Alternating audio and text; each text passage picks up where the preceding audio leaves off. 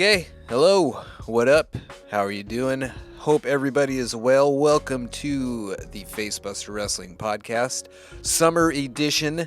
We are firmly in the summertime now. We have just had the longest day of the year, which could only mean one thing in WWE, and that is that we are smack dab on the road to two of the biggest events in WWE during the summer, that being Money in the Bank and SummerSlam.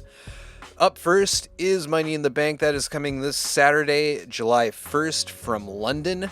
That meaning it's going to be an extremely hype show. They've had quite a few of these premium live events in locations abroad as of late. I think, actually, counting this one, I think the last three have been all outside of the United States proper, with Backlash and not Crown Jewel, stupid idiot, Night of Champions, and now Money in the Bank coming from London. So that's interesting. A cool trend. I do hope they do more of this. As we've all seen, the crowds in each of these locations have been extremely excited for an event. It plays off well on television. It makes the event seem that more exciting, and that's why Money in the Bank should be no different. I'm looking forward to it, and that is one of the reasons. The people in London are going to be hyped for this. It's another case of a place not having an event for a long time, so now that they got one, they're going to go all out for it. They're going to be expressing their gratitude vocally and loudly. This weekend, I'm sure we'll see an extended sing-along when Seth Rollins comes out, and little things like that where an extremely hyped-up crowd just enhances the show a little bit. Before we get into Money in the Bank, I will be doing predictions for that tonight. There's not a whole lot to go over from the main shows in NXT from this past week, but I'd like to touch on a couple things. Of course, we got Logan Paul coming out and announcing he had been selected by WWE to participate in the Money in the Bank match. I'm sure that ruffled the feathers of some people in the backstage, the people that the superstars that had qualified properly for the Money in the Bank match that had to fight their way into this match, and Logan Paul is just kind of inserted into it because he's a big celebrity and whatever. So that's an interesting little storyline going into this match, how he will be treated by the rest of the competitors in comparison, because he was so privileged to just be put into this match without having to do anything besides be Logan Paul. We got the return of Tommaso Ciampa. Very intense. You could tell he'd been holding it in for a while. He had been needing to... He needed to get this match out of him. It certainly had the look of a guy who had just been pacing back and forth and gritting his teeth, waiting to get back into the ring. It's very good to see Tommaso Ciampa back. I think the more interesting tidbit in this is that I don't know if it was Raw Talk or just like a random backstage interview that they do for digital exclusives that they put on their website or YouTube or whatever, but somebody caught up with Tommaso in the back after this match, and he had a great promo about coming back, about his time away, and that how it was driving him crazy, and now that he's back, he wants to be the guy. He wants to be this champion and that champion, and he wants to be the most popular superstar, typical I've just come back, now this is what I want style promo. But he mentions that he doesn't need anybody. Of course, he's mostly referencing The Miz, but I think this is a little bit of foreshadowing as far as what's going to come. I'm sure Johnny Gargano is going to get involved. The Way is going to get involved. We'll probably see something next week or in the coming weeks about Gargano being happy that he's back and probably wanting to get back together. But I think maybe Ciampa was somewhat alluding to not only The Miz, but also his former friend or current friend, or however they're going to establish them as. Of course, we know these two to be friends and enemies and friends and enemies and friends and enemies. There are rumors that WWE wants to get DIY back together. I don't think it's going to go over very smoothly at first. I think eventually, yeah, they'll get back together. It'll be a feel-good moment they'll probably tag once again. But I think right off the bat, Tommaso's gonna be hesitant to want anybody's help, to want to align with anybody. Of course, he's coming off being aligned with The Miz, and we see how that went. He just came back and beat the shit out of The Miz, and gave the excuse that while he was hurt, Miz never called him, he never reached out, he never asked if he was okay, and fuck you, you suck as a friend, Miz. Yeah, I don't need anybody, I just want to do my own thing, I want to win championships, I want to be great. And I think that's going to play into DIY and Johnny and The Way wanting to mend the fences and realign again and work together. And we get the Usos are full-on baby faces now, made evident by their promo on Friday night and further attacking Solo Sikoa at the end of SmackDown. We all knew that was going to be the case, but it was just interesting to see it live on television, that the Usos are now essentially baby faces moving forward.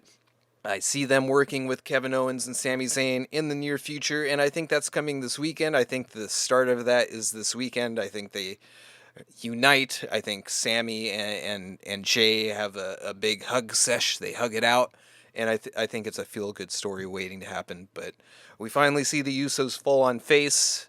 It's going to take some getting used to, not going to lie. It's kind of like when Kevin Owens first came out following their tag team championship win against the Usos to take the unified tag team championship. Seeing Kevin Owens pander to the crowd a little bit, it took a little getting used to, because I was used to him being just this intense, I don't give a shit, fuck all of you kind of guy, and to see it right away was a shock to the system. Seeing the Usos as full-on baby faces is going to take a little bit of getting used to, but nonetheless, that is a thing now. In NXT, I gotta hand it to Baron Corbin. Last week, I shat on Baron Corbin for having this opportunity against Carmelo Hayes. He is not the guy that I would pick. I understand the reasoning behind it. I get it. But Baron Corbin right now is just, he feels like a hollow shell, like a useless creator wrestler with no direction. He's cosplaying as Kevin Owens now with the tank top and the shorts, and he just seems like he has no path. But this week on NXT, his back and forth with Carmelo Hayes was actually really good. I gotta hand it to the guy. It was legitimately good, and him and Carmelo had this great back and forth. It added to what was previously no excitement from me heading into their match against each other. I didn't expect it. And I got to give praise where praise is due. Baron Corbin with an excellent promo spot with Carmella Hayes this past week on NXT. Dana Brooke showed her face. She had a match against Cora Jade in which she supposedly injured her leg. And I just had to point out the dreadful acting of Dana Brooke. She can't even fake an injury well. Like, she is bad at that too. She's bad at a lot of things lately in WWE, and faking an injury or selling a fake injury is another one of them. And it's just, I don't know what more they can squeeze out of Dana Brooke. So they showed a brief vignette of Dana Brooke and her career, where she started in NXT and came up to WWE. I remember when she started in NXT, she had the, like, tapping people on the top of the head gimmick going on and just being a kind of a asshole to everybody. She seemed like she was going to be a legitimate superstar at that point. Like, she was very new, yes, but like, her growth in NXT seemed promising. And when she went to the main roster, I thought it would continue to develop, but it never went anywhere. And it seemed like she got worse before she got better. So this trip down to NXT, if there was any hope of her enhancing and refining her skills, this has not been a good start. The internet has taken a giant shit on her performance, rightfully so. And look, I hate to see wrestlers taking this stuff personally. I know Dana had a response online. She said, like, yeah, okay, you guys think I suck, so what? Now what? Well, now what? Exactly. Now what, Dana? I don't question that you don't work hard at your craft, but this craft is not meant for everybody. It doesn't matter sometimes how hard you work at it. It's just maybe not meant for you. And that sucks. You could tell she's passionate about it and she wants to do it. But I'm wondering, like, is this the end of the road? She can't even sell a stretcher spot in a convincing manner. Beyond this, Dana Brooke, maybe make her a manager or a backstage personality, like an interviewer or something, if she really wants to stick around. But I don't know what more they can do with her to improve her. She's been around long enough. You'd think she'd have got it by now. She seemed to get it back before she ever came to the main roster. I don't know if they brought her up too soon or what, but just whatever she's done for the past 5 years has not really been it. It has not been it. They got to figure it out. At some point, you got to expect WWE is going to trim the fat a little bit. It's been a while since they had some roster cuts. You got to think that when that time comes, I got to think that Dana Brooke is one of the names on that list, because she's just I don't know. She's not getting it, and she's not getting any better. It might be time to cut bait, cut your losses. Sorry, Dana. Yeah, I'm sure you're a great person. I'm sure you're wonderful. I'm sure you're nice, but not even small children want to high five you. So maybe it's time to find a different path. And then we had a pretty good match between Braun Breaker and Seth. I think this did a lot for Braun Breaker, which is what it was meant to do. Seth, I imagine, sees something in Braun, which is why he was so quick to want to come down to NXT and do this. I understand NXT is where he came from. He considers it his old home. It was a bit of a homecoming, but I'm sure he wanted to help develop this guy who's going to be, at some point, a main roster superstar and is supposedly going to be one of the next big things in WWE. So this match was successful in doing what it was meant to do. It made Braun look better, stronger. He held his own against a guy like Seth Rollins, a future Hall of Famer. From the outside looking in, for those of us watching on TV, it was a fun match to watch, and I think it did a lot to help the stock of Braun Breaker moving forward.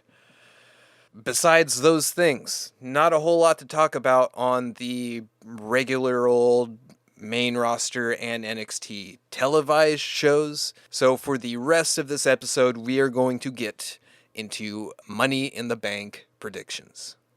This Saturday, July 1st, from London, we have Money in the Bank taking place.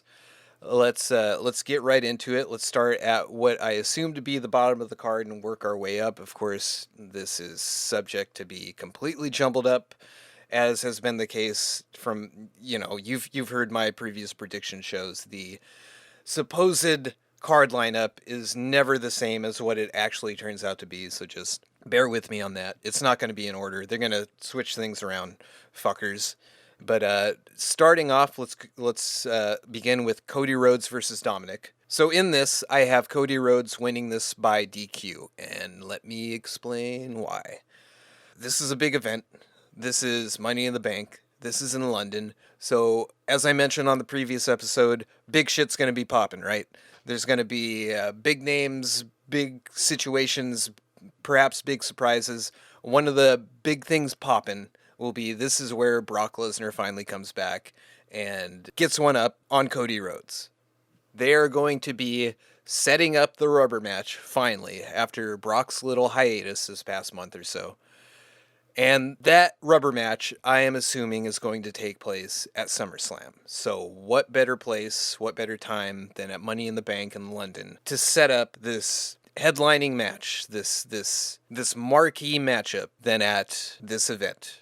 It'll be a decent match, but at some point, Brock's going to get involved. He's going to attack Cody. Cody will therefore win by DQ, and that's pretty much it. But the fun thing is, Dominic's going to get a little upset.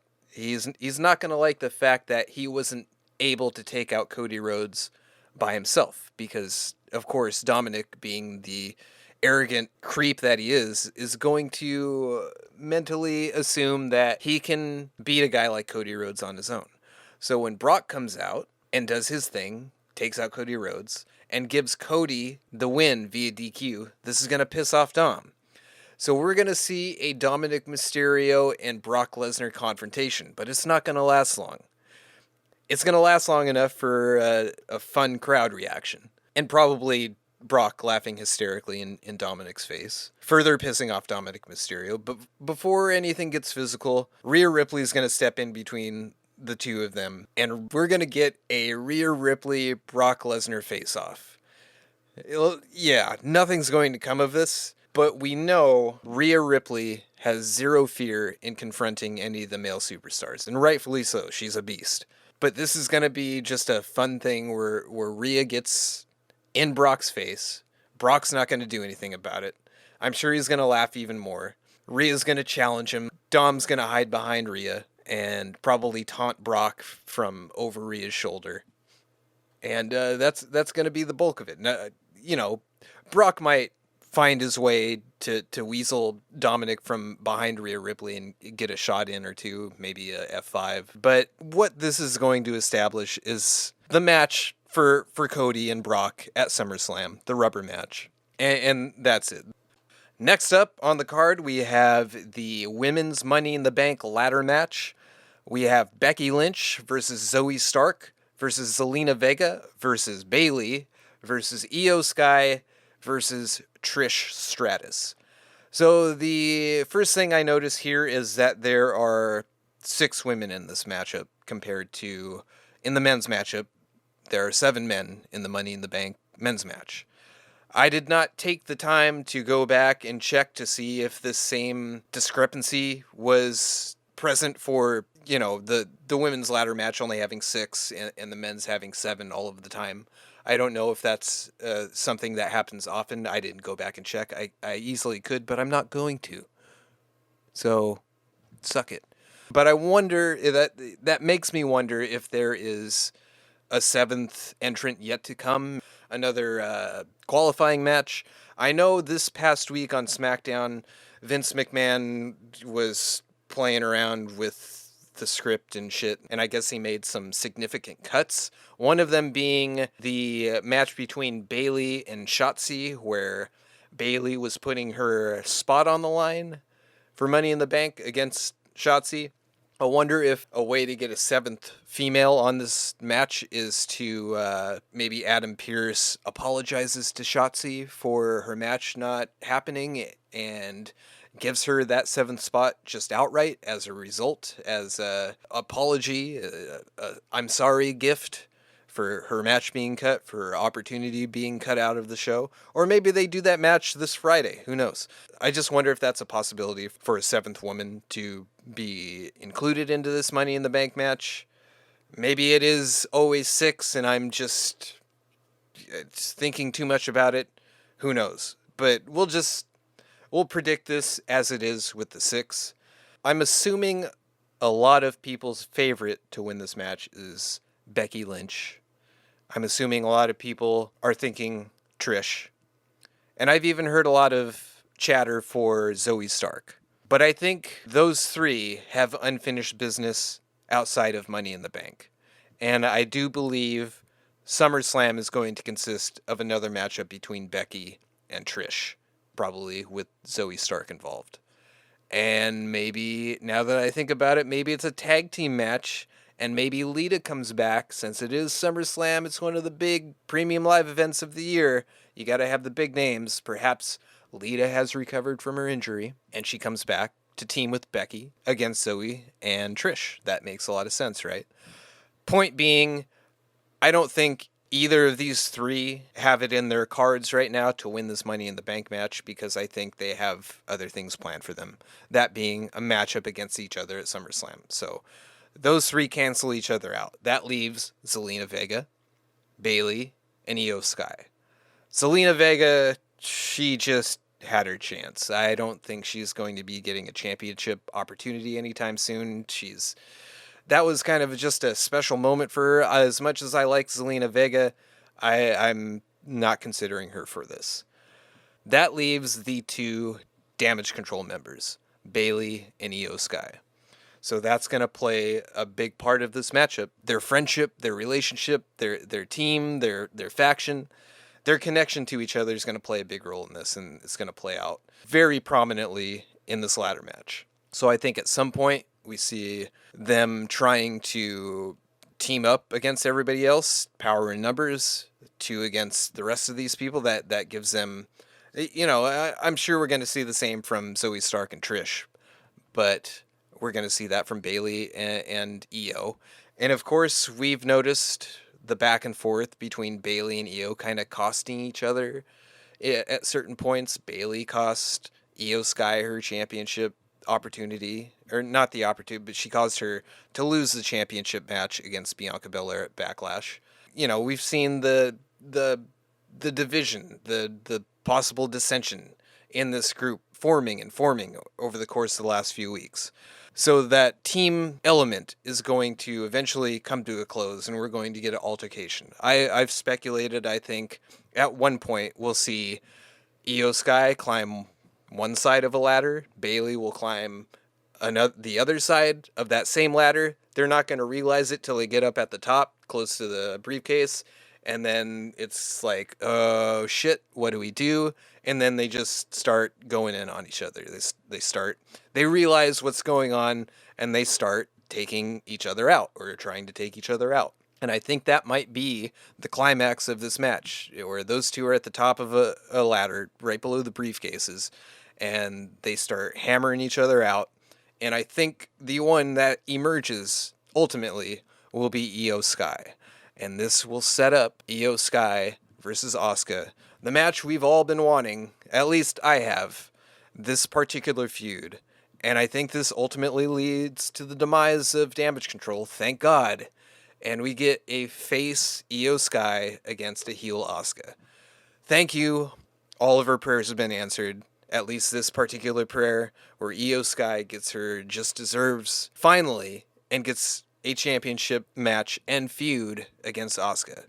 A feud with great history between the two, great story between the two.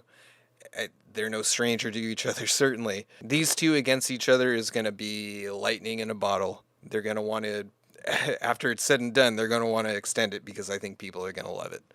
And it's going to add some more layers and depth to Asuka, too, who's been kind of, I don't know, her character seemed a little bit shallow. Of course, they've been giving her more opportunity lately, but I still think there's a lot of stink she has to shake off from the long period of time where they had her portraying like a dancing, laughing clown.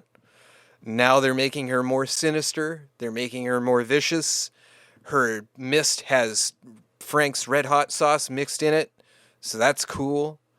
But this is the type of feud that Asuka needs to add depth, to add more layers to her. This is the type of feud that Io Sky needs to further increase and take advantage of the momentum that she's built up over the past few months and her rise in popularity amongst the main roster audience. As we saw at Backlash, I don't think that was a one-off. That wasn't a unique circumstance. Fans are getting behind Io Sky because they see what she can do. And this is also a feud that could enhance the women's division, because these two, when they fight each other, they will be brutal. It will be some strong style shit. They're not going to go easy on each other. They know each other. They fought each other. They've teamed with each other.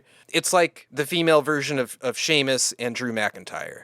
They can go hard on each other because they know each other that well. They know their limits. I think Io Sky is going to take this ladder match. She's going to take the briefcase, and she's going to go after Asuka. Moving on to the men's Money in the Bank ladder match. We have Ricochet versus LA Knight versus Shinsuke Nakamura versus Santos Escobar versus Butch versus Damian Priest versus Logan Paul. Interesting group of guys here. Let's just eliminate some of the people we definitely don't expect to go anywhere near these briefcases. Butch, I mean, Pete Dunne, we all love you. We know who you are, what you've done, how good you are, how great you can be. But as Butch, It's not going to happen. I'm sorry. I'm sure he's going to put on a great performance in this match, though. Santos Escobar, as well as Butch. We know how great Santos is. We know how good he can be. We know how great he can be. This just isn't it for him. In the future, maybe championship opportunities. I don't know if that's anytime soon, but let's just get this out of the way. Santos is not winning this. Damian Priest, very deserving of an opportunity like this. In fact, I wouldn't put him with Santos and Butch as superstars we just can throw out of the way and assume will have nothing to do with winning the briefcase. Damian Priest is very deserving of this. He has done so much for his character over the past few months, as far as his match with Bad Bunny, the momentum that he built off that, even with a loss, his stuff with the Judgment Day, his sudden differences with Finn Balor. There are all sorts of layers and depth to Damian Priest's character right now, and he is certainly deserving of championship opportunities. But I don't think this is going to be it.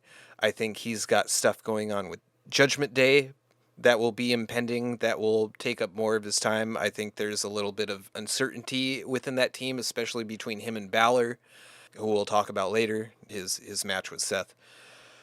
This won't be it. I could see him being more of a IC title possibly down the line. Maybe he goes after Gunther at some point. Maybe he goes after Seth more at some point. I don't know, but it's not going to be via the briefcase. I'm sorry. Shinsuke Nakamura, again, probably more of a mid-tier title kind of guy at this point in his career. I don't see him winning this. I think he's got something going on with perhaps Bronson Reed, perhaps Ricochet. I don't know, but I know since they've brought him back, they've tried to establish him a little bit more, but it's just not right now. I'm sorry, no Shinsuke. Ricochet, probably along the lines of Shinsuke, like mid-tier title kind of guy. He's not going to be. Look, let's be completely honest right now. Ricochet is there for the spots, for the stuff off the ladder, the extreme flippy floppy stuff. Him, Santos, I'm sure, and even Logan Paul at some point, because they have to do something after their spot at the Royal Rumble. They're gonna have a spot, these two, him and Ricochet and Logan Paul. But Ricochet, just there for the fireworks, just there for the dramatics, the cinematic shit. It's not his time to win a match, an opportunity like this. No Ricochet. So look, there are two favorites in my eye. LA Knight and Logan Paul. It is very possible that LA Knight is the most over superstar in the WWE right now. He's at least up there with Seth Rollins and Cody and Roman. Like, this guy is getting main event level pops. The crowd is chanting along with him. They're doing the LA Knight yeah thing. They're going nuts for him. And this guy is doing all he can to remain established as a heel. He's telling people to shut up. He's doing heel hand gestures like, I don't care about you. Fuck off. This guy is so ridiculously over. I think he's probably the favorite of most people heading into this. I don't think anybody's giving anybody else a chance. But unfortunately, I don't think this is going to be it for him. Look, LA Knight's going to have tons of opportunities coming his way. I think him and Austin Theory would be a great feud. I'd love to see him go after the United States Championship. Maybe that's where they finally decide, okay, this guy, we've got to turn this guy. He's got to be a face at this point. Maybe in a situation like that. But Money in the Bank, let's see this guy carry a more mid-level championship first before something like Money in the Bank victory. I think it's going to be Logan Paul. I really do think it's going to be Logan Paul. There is so much they can do with Paul having this briefcase. The media opportunities, the social media shit.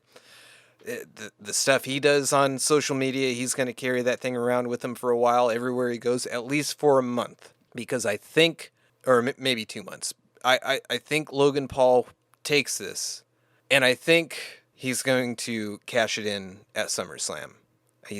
We're going to see a rematch of him versus Seth Rollins via him cashing in his Money in the Bank briefcase for that opportunity. Thus far, Logan Paul's career in WWE has exceeded, I'm sure, everybody's expectations. Nobody saw this guy being as good as he has been.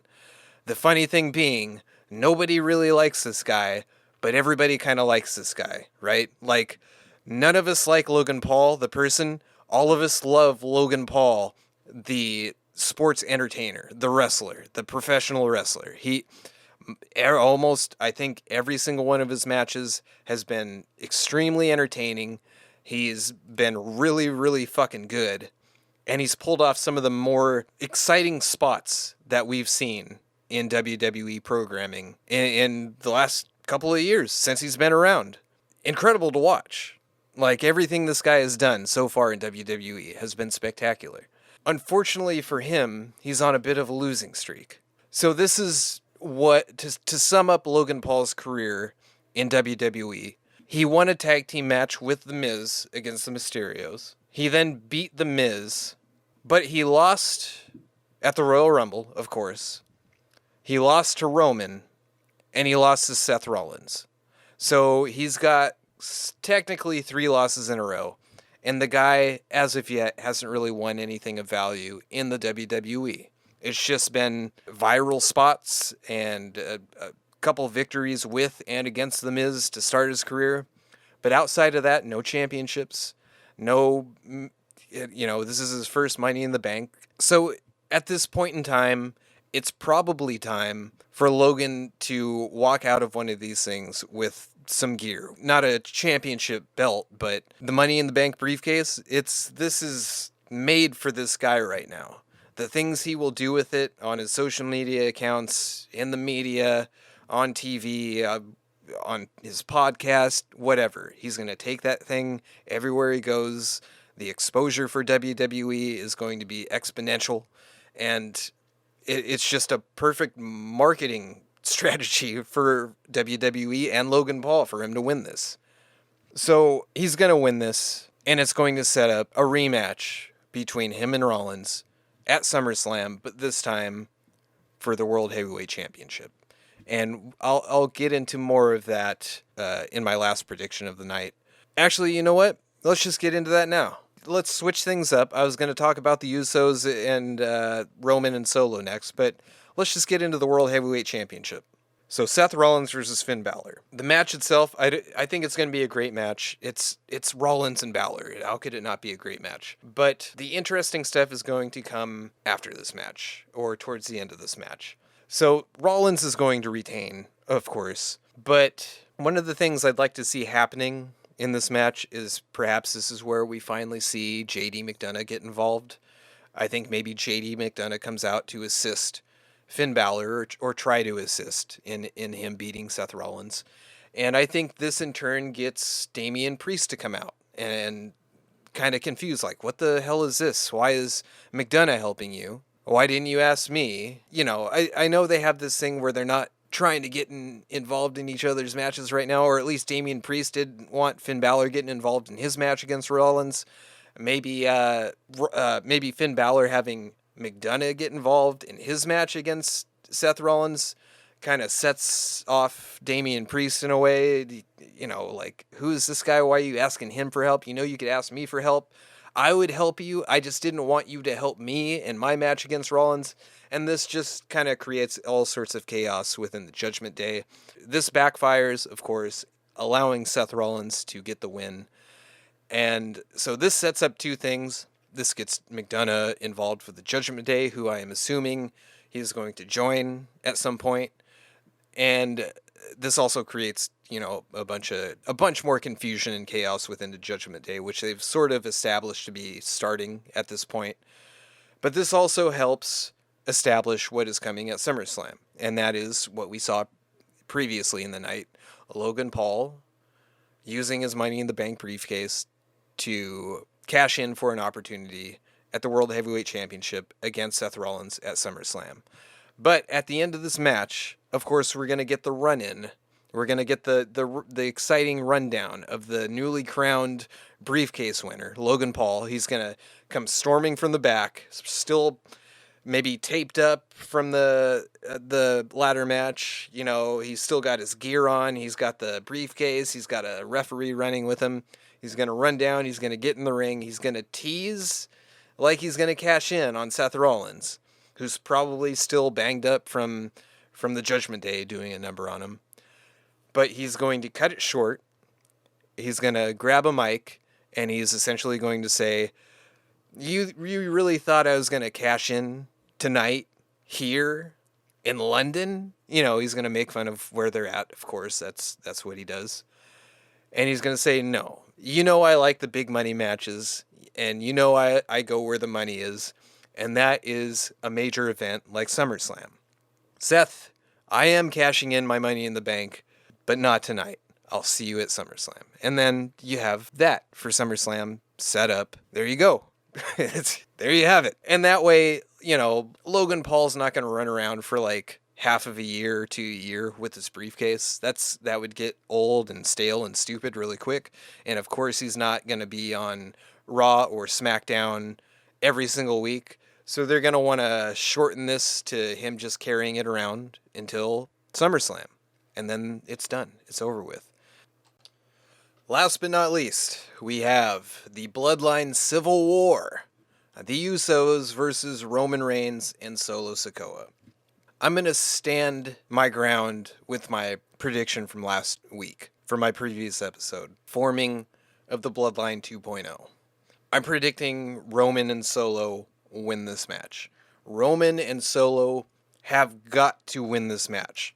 They have got to beat the Usos. There's no way they can let the Usos beat them. If Roman lets the Usos beat them, they will not hear the end of it. They have to make up for the humiliation and embarrassment of the Usos leaving them alone, so to speak, on the island of relevancy. There is no way Roman can condone losing to the Usos. He's got to find a way to beat the Usos. All hell would break loose if the Usos beat Roman and Solo. So since they aren't on the card anywhere else, I do expect Sami Zayn and Kevin Owens to get involved in this. I assume they're going to come help the Usos try to win. But this is where things kind of switch. This is where Roman has things handled, even though we don't know he has things handled. So Kevin and Sami get involved in an attempt to help further embarrass Roman and Solo, and to sort of reestablish at least Sami's friendship with the Usos, to get that reconnected. So this is where, with the help of Sami and Kevin, the Usos appear to be on the way to defeating Roman and Solo. But this is when Roman's hired guns show up to reestablish their power in numbers for the Bloodline, and we officially get the start of the Bloodline 2.0 that I was speaking of last week on the previous episode. And listen, I know how far-fetched my prediction was for the members of this new Bloodline. I said it would hopefully be Roman, Solo, Paul Heyman, with the addition of Bronson Reed, Zion Quinn, and an outside shot at Jacob Fatu showing up, provided they can get him out of his MLW contract. Again, yes, that is far-fetched. I mentioned those guys because, one, Jacob Fatu is of relation to Roman. He's actually in the Bloodline. But also, Zion Quinn and Bronson Reed both share the commonality of Samoan heritage. They are partially Samoan, at least. So that keeps that intact. Now, does it have to be in that structure? No, not necessarily. The hired guns could be like Karrion Kross and Inda Sher, for all we know, right? They just big ass dudes who could do damage. It could be anybody. Maybe it's the fucking Viking Raiders. I don't know. Who cares? Roman is going to find somebody to have his back, and it's got to be at least two other guys. I'm holding firm to it being Bronson Reed and Zion Quinn, because to me, first of all, if that happens, I'm fucking Nostradamus. Second of all, it just makes the most sense to me, being that they have that Samoan heritage in common with the rest of the bloodline, being Roman and Solo. And yes, we all know that Paul Heyman is not related to these guys, but he has tremendous family-like history with the bloodline. So that isn't, there's no question about that. But again, does it have to be two Samoan dudes or two dudes with Samoan heritage? Not necessarily. It could be fucking, you know, like Damian Sandow and Alex Riley, for all of you know. Who fucking knows? It just has to be two big guys that kind of dwarf the Usos, right? Roman wants to make the Usos look stupid for leaving the bloodline and thinking that they would miss them. Instead, Roman has effortlessly found 2 to 3 other guys who could consume the Usos as a meal. So that's the main part. I really hope it's Zion Quinn and Bronson Reed. And if you want to hear more of my reasoning why, go back, listen to last week's episode. But that would just be perfect for me. So this is where the Usos with Sami and Kevin, it looks like they're going to pull off a win with their assistance. But then Roman calls out his new troops and reestablishes bloodline dominance. And they take the win from the Usos. Again, they have to fucking beat the Usos. There's no way that they can lose to the Usos. It would be humiliating. Introducing these hired guns, these new guys in the Bloodline 2.0, is a big step. It's a big thing. But again, it's Money in the Bank. It's in London. So, as I've stated before, I expect big things to happen. I expect some level of surprises, some level of... They gotta dazzle us all in some form or fashion. I could be jumping the gun. This could be jumping the gun. Perhaps the Usos do get the win to further establish Roman's vulnerability. And that could set up an 8-man tag for SummerSlam, which also serves as a way for Roman to stretch out, not needing to defend his title essentially at all this summer. But maybe, Roman doesn't introduce or have 2 guys at this point. Maybe he's still got to find them. Maybe this loss against the Usos at Money in the Bank just plays out that Roman is spiraling downward, and he seems to be losing grasp on his dominance in WWE. He can't even beat the Usos with Solo Sikoa, because now the Usos have Sami and Kevin willing to help them. What am I going to do? I'm Roman Reigns. What am I going to do? Oh, God, I'm losing everything. I might as well just give up my titles and walk away from it all.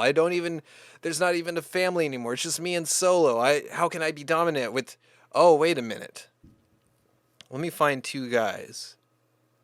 Zion Quinn and Bronson Reed. And then we'll face the Usos and Sami Zayn and Kevin Owens at SummerSlam in an 8-man tag to reestablish our dominance then on a bigger stage. It's SummerSlam. It's a bigger stage than fucking Money in the Bank. Let's be real. So while these 2 possibilities certainly have reason to happen, either one of these possibilities could be feasible. But because this is Money in the Bank, because it's in London, because this is going to be a big event, it's going to be a big deal. We should expect big things. I'm standing pat with my prediction that Roman and Solo get this win with the help of 2 new members of the Bloodline, maybe 3, and hopefully it's fucking Zion Quinn and Bronson Reed, and with a extra sprinkle of luck, Jacob Fatu. So that, my friends, is Money in the Bank. Again, it's a big event. I expect big shit to happen. We should all expect big shit to happen. They have not disappointed in their last streaming live events that have been abroad outside of the United States proper. So I'm excited. I'm looking forward to it. As I've mentioned before, I love Money in the Bank. It's kind of like, it's like a step below Royal Rumble as far as possibility of surprises and all that shit. Again, I think it should take over Survivor Series spot as the 4th big event of the year. I think it should be SummerSlam, Money in the Bank, Royal Rumble, and WrestleMania. And Survivor Series can kick rocks. It serves no purpose anymore. It's not a big deal anymore. Who cares? But I expect big things for this event. I think it's going to be fun, even if we don't get the Bloodline 2.0. There's a lot of fun possibilities on this card. Money in the Bank matches are always fun. So I'm looking forward to it. Let me know if you have any predictions that you would like to share. I'd love to talk to you about it. For now, I'm going to get out of here. It's been a blast talking about these possible outcomes at Money in the Bank. Thank you all for listening. Thank you to those that have subscribed already. If you have not and you like what you hear, subscribe. As somebody who's posting this shit on YouTube, I am somehow obligated to tell people that. Apparently it helps. So subscribe. Leave a comment. Share it with your parents, your grandkids. Share it with your school bus driver. Share it with your mailman. If you talk to your plants, share it with your plants. And that's all I got for you this week. Thank you once again for listening. This has been the Facebuster Podcast, episode number 17. Hope everybody enjoys Money in the Bank. We will talk about it after it happens. Until then, ladies and gentlemen, I will see you later. Take care.